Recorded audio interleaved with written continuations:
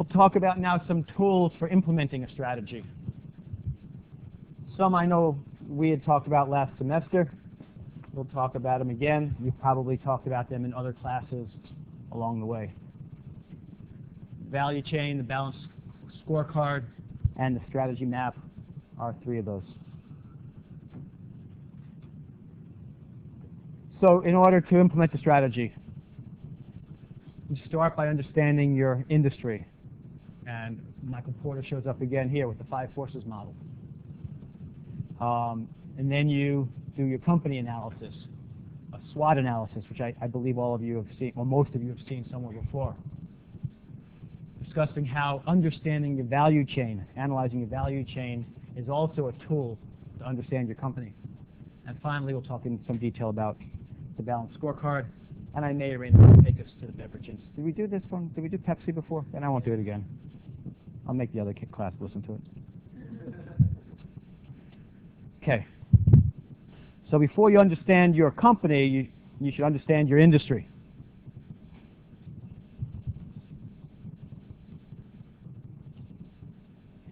You should understand the demand economics.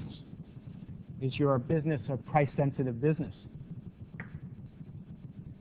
You should understand the growth going on in your industry. Is it a growing industry? Is it static? Is it growing in some countries and static in others? And the cyclicality. And there are 2 types of cyclicality to think about. Economic cyclicality. Are you at the whim of the economic cycles? Did some businesses get hurt less by economics than others? Interestingly, a company, not on our side, but on the other side, that gets hurt less than others in economic downturn times would be a company like Estee Lauder. Because people still want to feel as though they're investing in themselves during an economic downturn, and you could relatively cheaply feel good about yourself by buying cosmetics and things like that, rather than buying that new car that you always wanted. So they are hurt less than other industries by economic downturns. And then there are industry cycles, whether it's retail and you have a huge Christmas spike.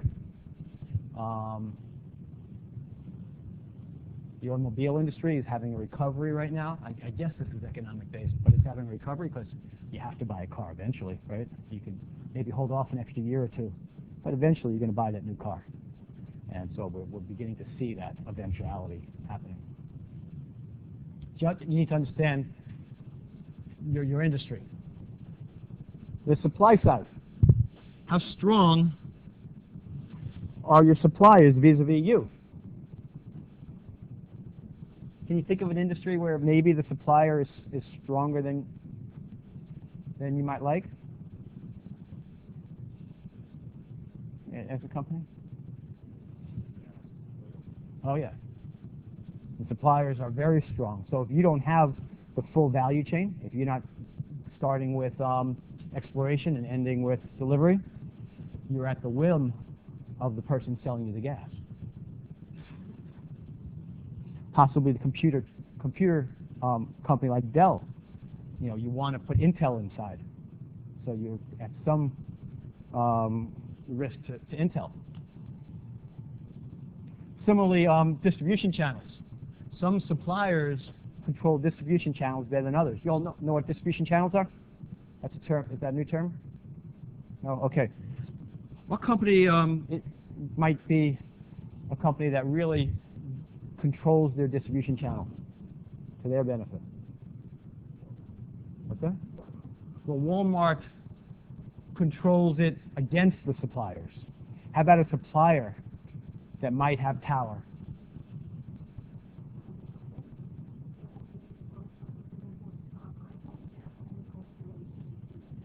For a long time, yeah.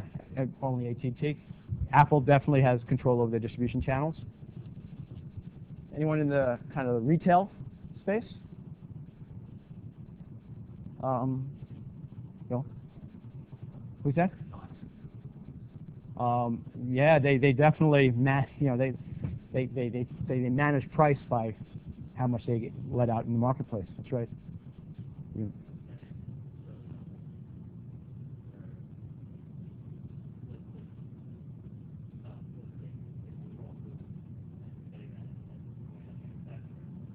Sure.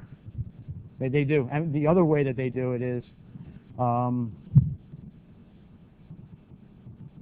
company I was thinking about was Procter & Gamble, which would be very similar to the soda companies.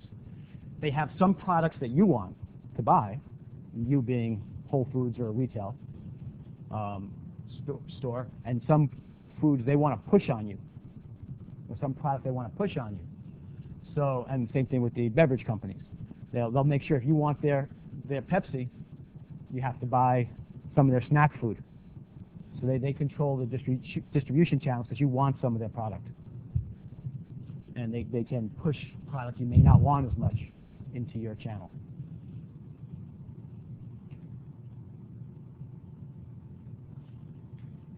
Look at manufacturing. You need to understand the capital intensiveness of your manufacturing operations and the complexity of the process. What's an industry with a very capital intensive manufacturing?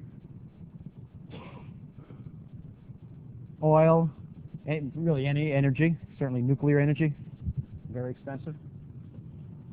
Very expensive to build a plant, and so you need a lot of upfront money. Others? Pharmaceuticals for research and development, for sure. These two things serve as barriers to entry for competitors. They understand marketing, your brand recognition, susceptibility to advertising, how susceptible is the marketplace to advertising. Some are more so than others. And then investing and financing. Quite often the global implications, a lot of the companies we're looking at have, the U.S. is not their big growth market. The growth markets are outside the U.S., and they use the U.S. cash to fund their external growth, the non-U.S. growth.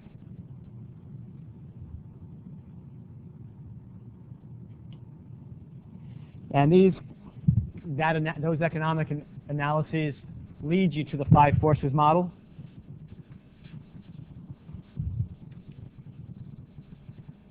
The 5 forces are: how strong are your suppliers, low, medium, or high?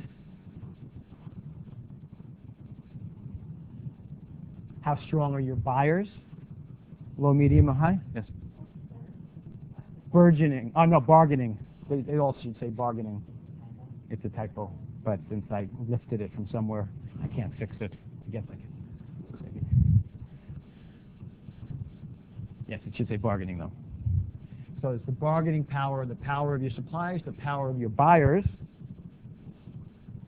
the barriers to entry, and they could come in many forms. They could be capital requirements, as we talked about. It could be the learning curve, if it's a new business.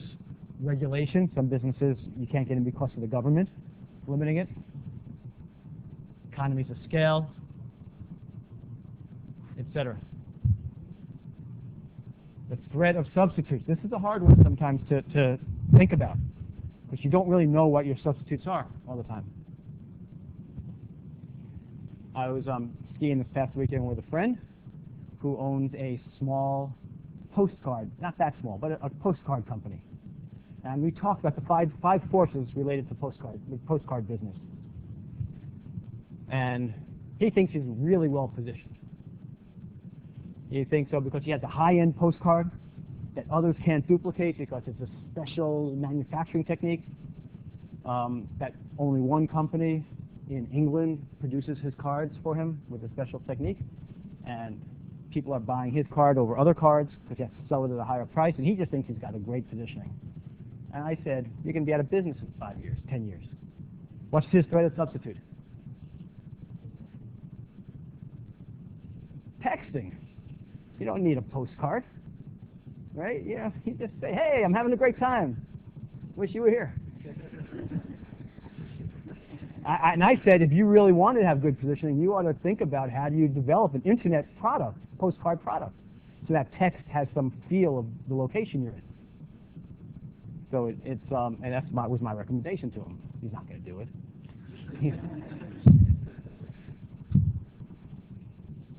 But he has a big threat of a substitute, which is just a text message. And then the rivalry within the industry, which is Pepsi. And so from these 5 forces,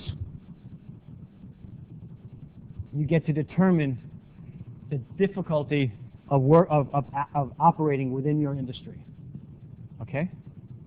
Is this an industry that is welcoming to high growth and innovation? Is this an industry where you had best be a cost leader in order to have any chance to make money? So the first thing you need to do is understand your industry. And then from that industry analysis, you can then start to understand your company. Remembering that you are still within the two general strategies, and you can implement your company strategy through a SWOT analysis with a focus on execution, and then a value chain analysis and a balanced scorecard, which we'll talk about.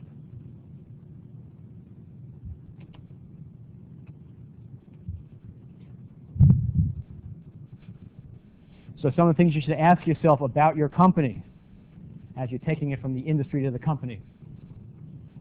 Are you attempting to create a differentiated product or be the low-cost provider? Talked about that. What is your degree of integration within the value chain? Do you take it from the beginning to the end, or do you just take pieces of the value chain? We talked about Pepsi, which doesn't take it from the beginning to the end. They've decided their core competency, the thing that makes them different, is their marketing and the unique formula. They don't need to be bottlers. They allow other companies to be their bottlers. They own pieces of those companies. They don't want to be that bottler, because lower margin business doesn't serve their purpose. Your geographical diversification. You have to consider the risks of operating on a global basis. And your industry diversification. Do you operate under multiple industries? And if you do operate under multiple industries, are you taking advantage of synergies? Aside from Berkshire Hathaway, the thought of just being the owner of a lot of different unrelated businesses has proven not to be successful for the long haul. It's difficult to focus. So 2 terms that you should think about are critical success factors, CSFs. Those are the processes within your firm that deliver value. Critical success factors, CSFs, deliver value to your customers. Your company has core competencies.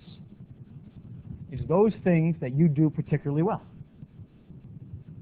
And if you can make sure that your core competencies match the critical success factors, then you have a good business model. So you're looking for a strategy that takes your core competencies to deliver on those things that the customers want.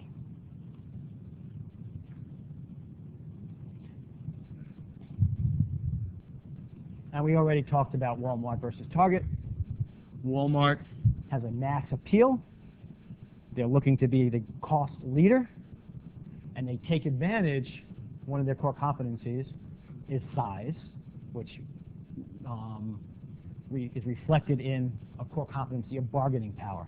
They are very strong negotiators. Target wants to understand who you are and deliver products specific to your needs. And so the critical success factor for keeping their customers, and they're big also, but they're just not Walmart big. Their critical success factor is understanding their customer so that the customer is getting the value of when they walk in the store, they're going to get what they want. And so their core competency is data analysis, which allows them to understand their customer, which is the value that the customer has, and they get to deliver on their critical success factor.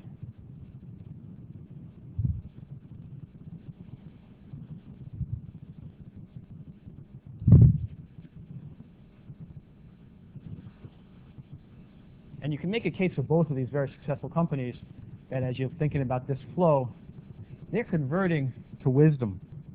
And they have power. They have market power, both of them, because of taking care to focus on their core competencies. Okay. So here's this is not a breakout as much as just talk to the people near you. What might be some critical success factors for an industrial chemical manufacturer, a savings and loan institution, or a discount clothing chain? As you do this, if you look at page, how many of you have brought the textbook? Good. So try to find somebody with a textbook that might help you to team with. Page 36 kind of has some example generic critical success factors. And so think about what you might just name, pick out a couple for each.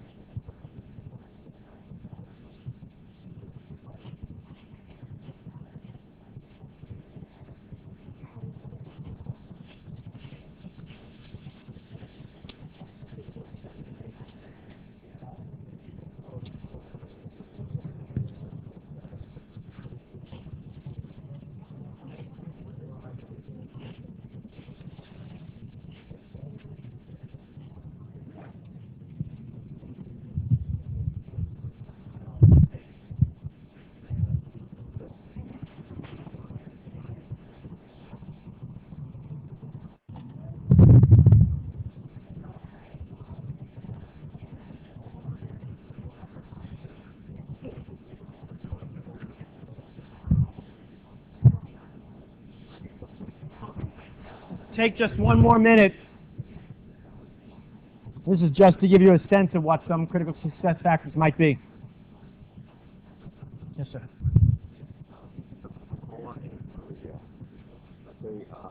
You have a couple of companies, so the profits from the Korea, where they can from US or Korea? I have to understand the details on how they're transferring costs. My guess is there's taxing in Korea, and there's also taxing in the U.S.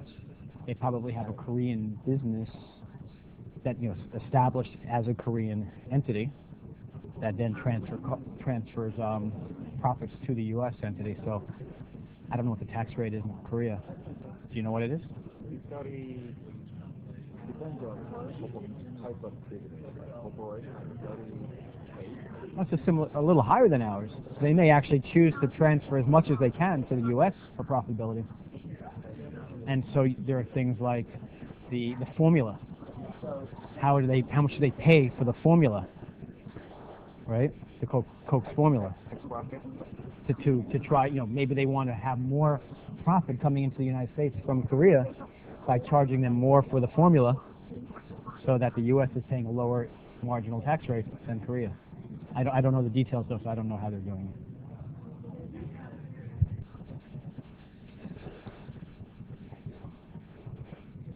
it. Okay, why don't we regroup?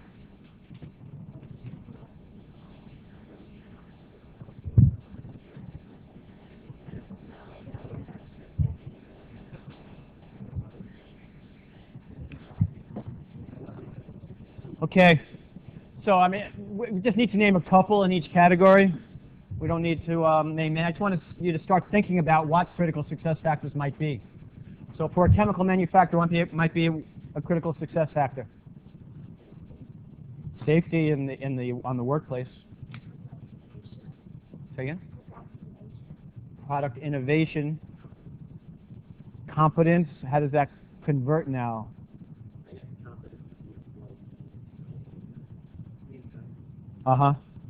So that would allow you to create a product faster and high quality, cheaper. Okay. Sure.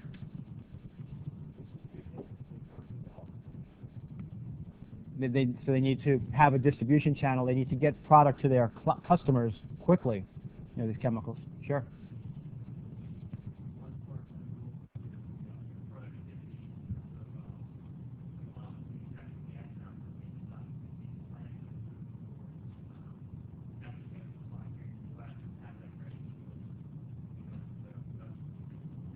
Sure.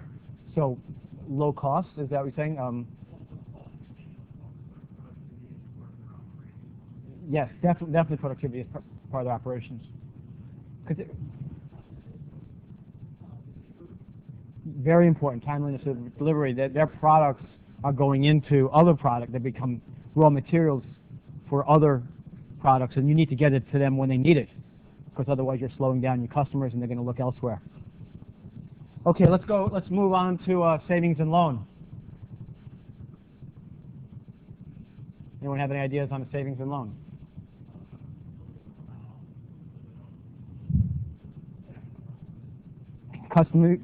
Employee morale. I think employees are very important. You're right. Customer service, customer satisfaction, because there's a lot of competition out there, outside of the banks everywhere. Marketing, so you're drawing people toward you. Sure. Where you go, Jake? Profitability.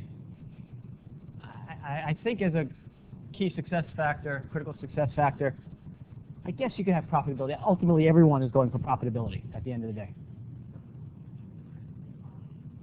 Quality of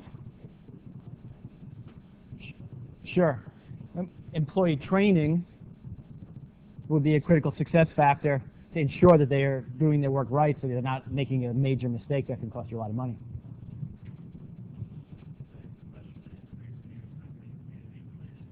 Government and community relations. Always, yeah. About 20 years ago, there was a savings and loan crisis that somehow George Bush was involved in and got out of. It was before he was president. Any others for savings and loans? The reputation, yes.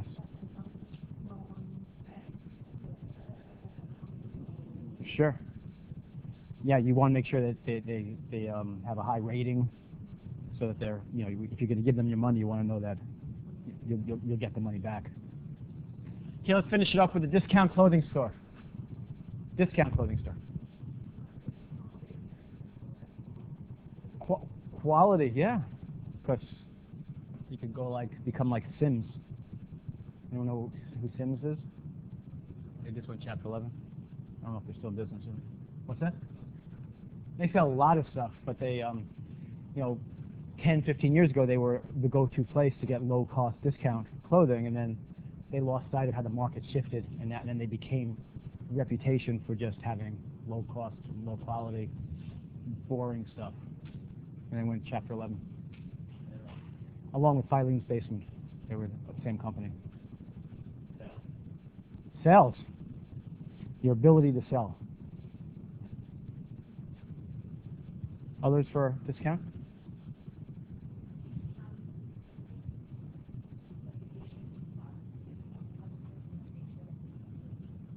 Timeless delivery, particularly if you're, let's say, an internet service. You know, if you're a walk-in store, it's a different issue. But if you're an internet discounter, you want to be able to deliver it in a timely fashion. I would say buyers. It's easy to buy things cheap.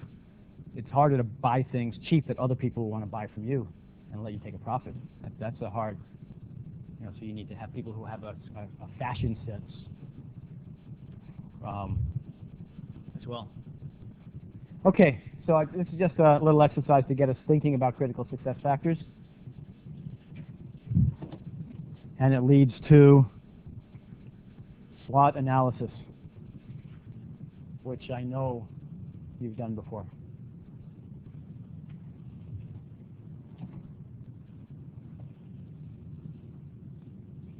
So you need your critical success factors tie into strategy,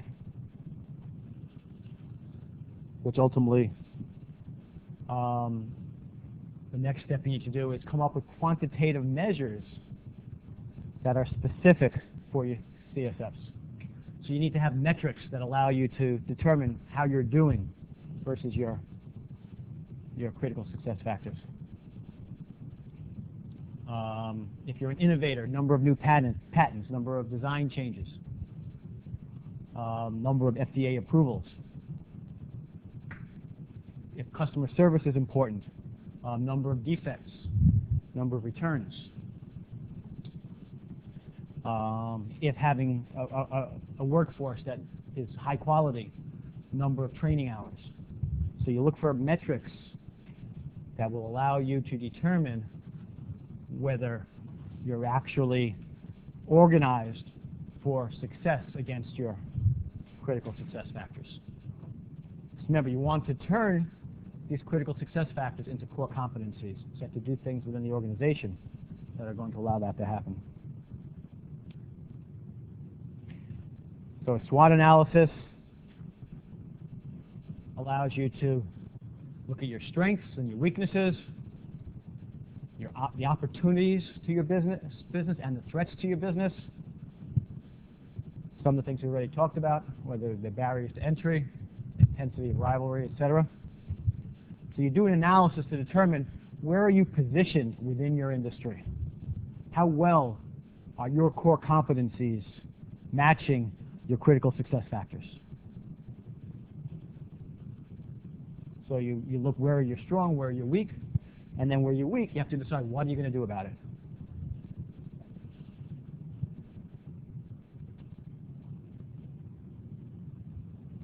Generally speaking,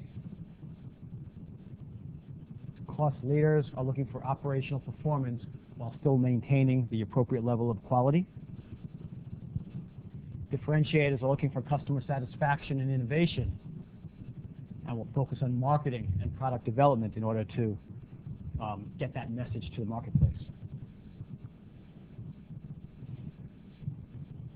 And so management accountants are all part of the process of making sure you're doing the right things in here.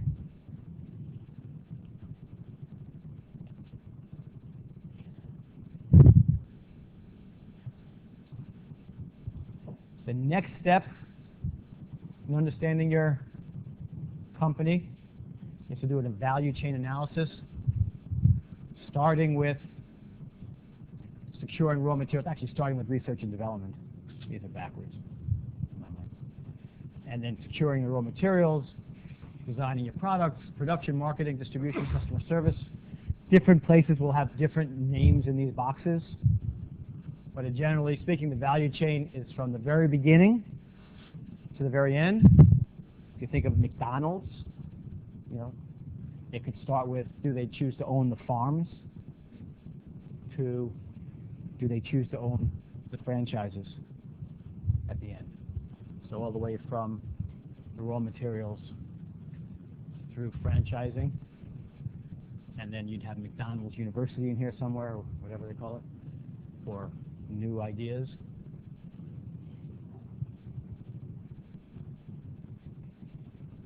Okay, so that's the value chain. What you do with it related to management accounting, you want to analyze which of these processes truly add value. I've used the Pepsi example. Pepsi's decided that the bottling process doesn't add enough value for them to want to run it themselves.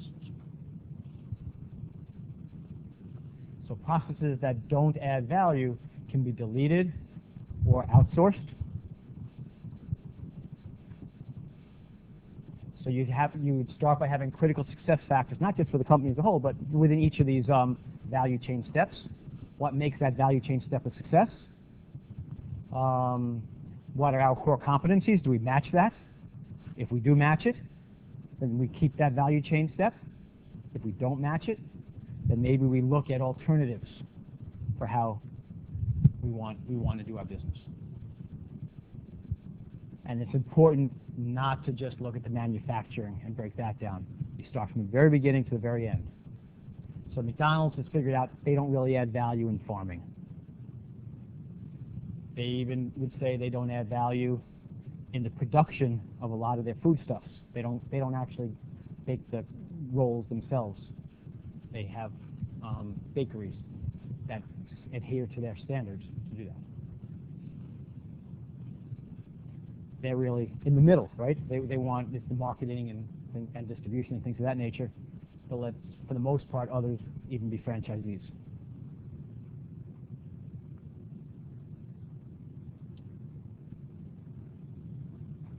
So the value chain analysis approach to understanding your company. Identify all the activities at the lowest possible level that you can. So not just those 7 big boxes, but you break those boxes down. And then for each of those steps, you create a competitive advantage by reducing the cost of that step, or adding value to that step, or outsourcing it, whatever else. So you do an analysis that really understands each step in the value chain and figure out what you can do to make that an important step within your company's profitability.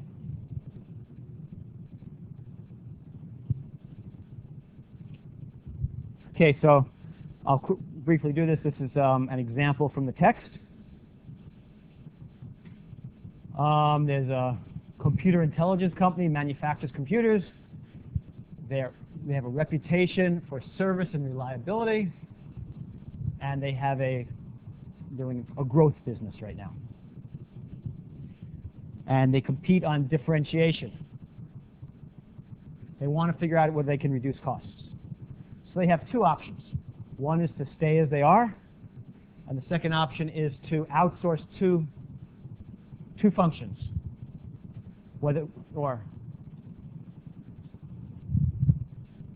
Two outsourcing decisions. They currently purchase parts, but they could consider manufacturing those parts. And they currently provide service internally, but they can consider outsourcing service.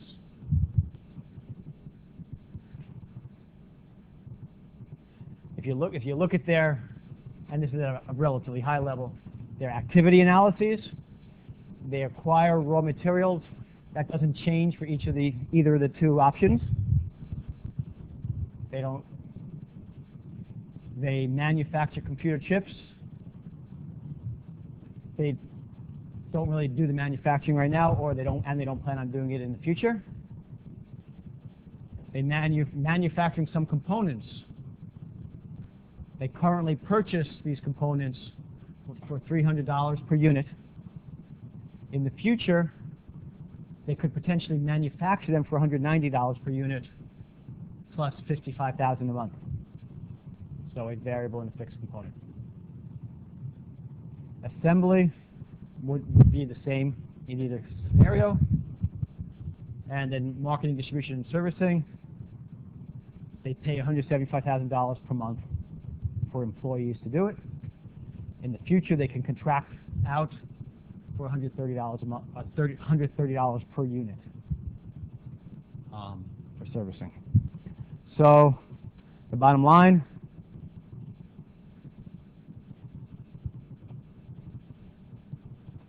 option 2 will offer them some significant savings, both in manufacturing and in marketing. They sell 600 units, so marketing will be significantly less than it would have been. Manufacturing would be choosing to manufacture in-house rather than have that done out-house would save them $11,000. Which option should they choose?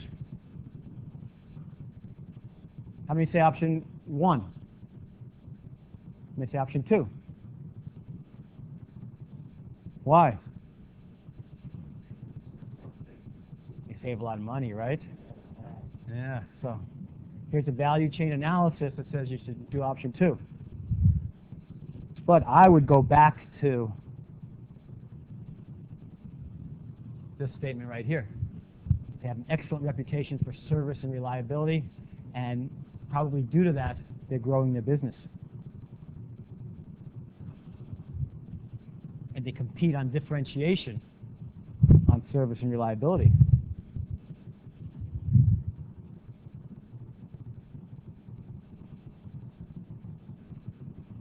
If you do option 2, you're giving up your core competency.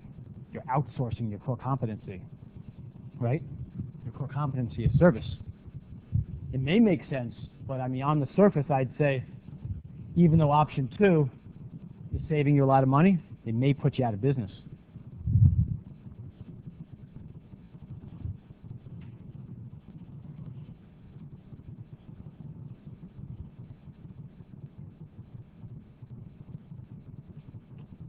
So, and this is what this says.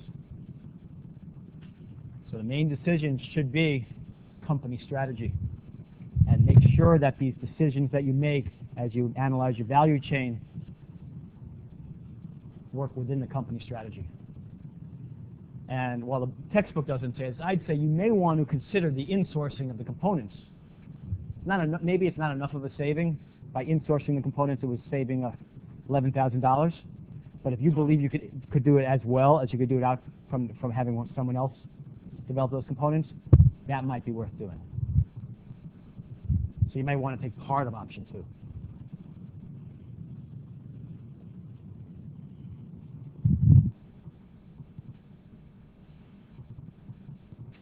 Okay, so there's a 5-step process in strategic decision making. The first step is to determine the strategic issue, and for CIC, they compete on differentiation. The second step is to identify the alternatives, and we had the 2 options. The third step is to do the analysis, and we did what's the cost analysis. And then fourth step, based on the strategy and the analysis, choose an option. And because of the strategy, you'd support not making a switch. Now, I'd question also, why are you even doing this analysis? If you know you don't want to outsource your service, why do you even consider it? And then this is a loop. You always go back at all times. Back to step one, because you rethink your strategy.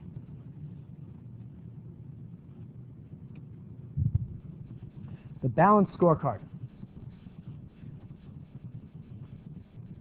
Okay, so the balanced scorecard looks at 4 things. We're used to looking only at financial perspective. That's what we do. And for financial perspectives, we're looking at financial measures. We need to look at 3 other perspectives in a balanced scorecard. The customer, as measured somehow by customer satisfaction.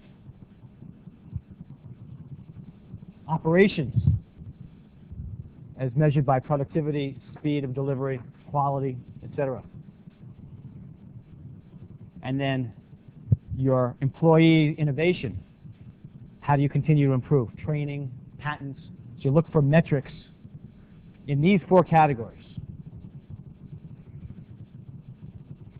And I'm not going to read these to you. It's in the text. But when a firm develops a balanced scorecard, it'll have as many as 25 to 100 critical success factors and associated metrics that they're looking at. So from 25 to 100. And I've seen these balanced scorecards come out in many different ways. Sometimes it's a dashboard kind of thing that's reasonably up to date. And senior management can just go online, look at a balanced scorecard with a dashboard. Think of a dashboard. Think of like, I don't know, the YMCA when they have like a thermometer and they're trying to get 100% of donations or whatever. So they'd have something as simple as that, because senior managers can't think in detail. So they show them, hey, we're 85% of the way to where we want to be in learning and growth. And if they're not happy with that 85%, they can then click on a button and see the details where they're coming up short. So the balanced scorecard is a tool for ensuring that the organization is implementing the strategies that senior management has put forward. And you could have balanced scorecards not only across the company, you could have it division by division, processing unit by processing unit. So it could be, a factory within the company could have their own balanced scorecard.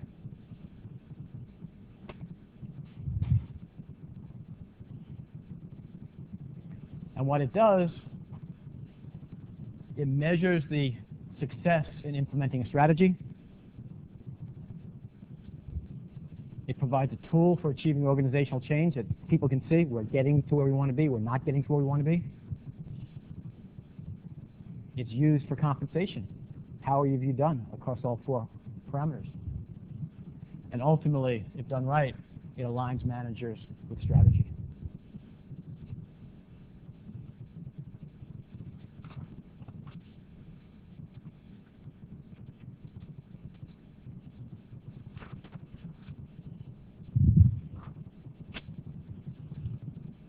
And if a balanced scorecard is correct, you can infer the strategy from the balanced scorecard. And certainly the strategy should drive the balanced scorecard.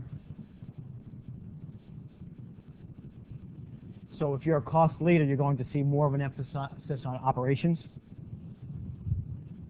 If you're a differentiator, you probably see more of an emphasis on the customer and on employee training.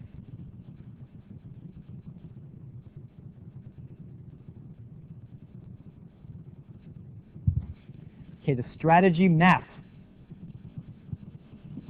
It's a cause and effect diagram. It takes the balanced scorecard and it shows how everything, because ultimately everything you're doing flows towards the bottom line. And a strategy map shows the flow, how that will work. So this will be an example of a strategy map. Let's take a flow. The bottom line is on the top here. So let's say your learning and growth, one of your metrics there is improving the use of technology in some way. If you succeed, you should see that in your internal processes by improved productivity, and should see that by improved quality, both. The customer should be happier, because improved productivity will result in reduced order filling time. Improved quality will improve customer satisfaction. You can even draw a line that improved productivity, therefore, will also improve customer satisfaction. These two should improve your financials, because you'll increase your revenue. Happy customers buy more. Improved revenue improves your ROI, and improved ROI should be reflected in the stock price. So the strategy map, and we could go through all of these. The strategy map should show how each of your critical success factors flows ultimately to the bottom line, which is improved stock price. And while these look fairly generic, they should be specific to your company. Sustainability. We all know what sustainability is outside of the context of cost management. This is new. This is last 5 years. Some have added sustainability as a fifth dimension of a balanced scorecard. And it's really about what are you doing as an organization for economic, social, and environmental betterment. Because your business being sustainable involves the environment being sustainable.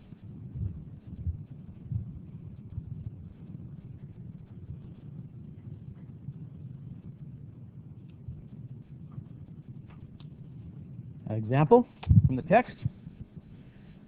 Patagonia. They were considering selling a new shirt, and they view themselves as a very environmentally sensitive company. They were going to use wool from New Zealand. They were going to process that wool in Japan. They were going to then ship the processed wool to LA, where it would be sewn. It would then be packaged in Reno and then distributed all over the world. They calculated that the average new shirt was going to travel 16,280 miles to be sold from start to finish. That was going to result in 47 pounds of carbon to be emitted.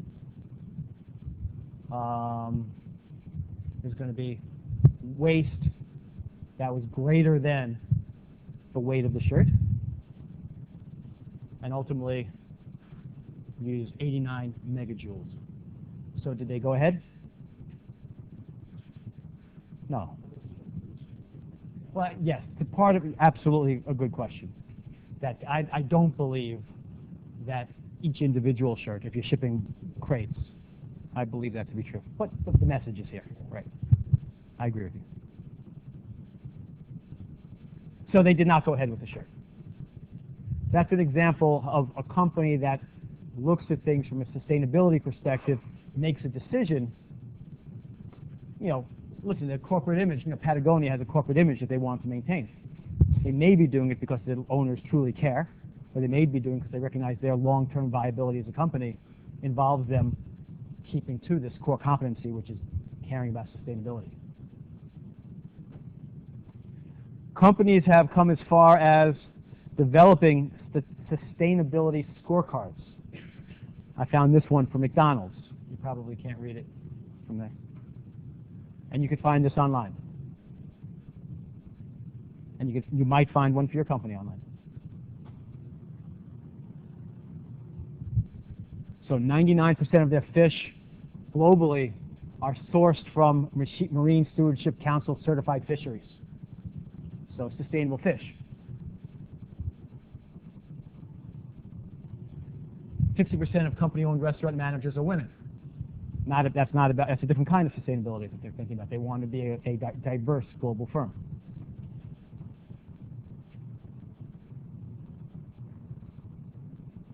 They have 7 hamburger universities.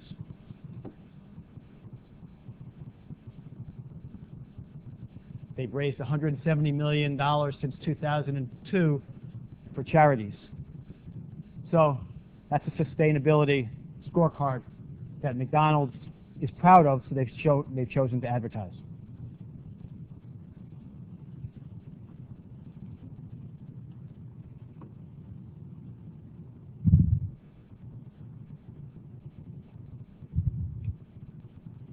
Okay, just briefly on this, I know some of the people in this class have expressed an interest for not-for-profits. There was just no way to make that one of our companies, because I think the information would be hard to get at for not-for-profit, but they're interesting nonetheless. You can still think of them in the same way that you think of other companies. They have to satisfy funding authorities, political leaders, general public. They have different people who are interested. And they should be thinking about cost management so that more money can get to whatever the source where they want to get that money to.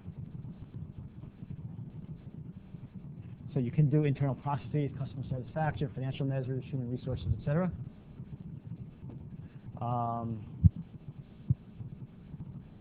And you can still do value chain analysis to figure out what you would do in-house and what you might take elsewhere.